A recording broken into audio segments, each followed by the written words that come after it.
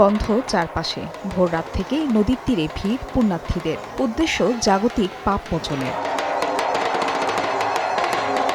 প্রতি বছর চৈত্র মাসের শুক্লপক্ষের অষ্টমী তিথিতে এই পুণ্যস্নানের আয়োজন করা হয়। মন্ত্রপাঠে ফুল, বেলপাতা, ডাব, ধানসহ পূজার নানা সামগ্রী পাপমোচনের আশায় পানিতে ভাসান পুণ্যার্থীরা। পাশাপাশি গীতাপাঠ ও পূজা অর্চনাও দেওয়া হয়। ভক্তরা জানান, পুণ্য লাভের আশায় স্নান করতে প্রতি বছর আসেন তারা।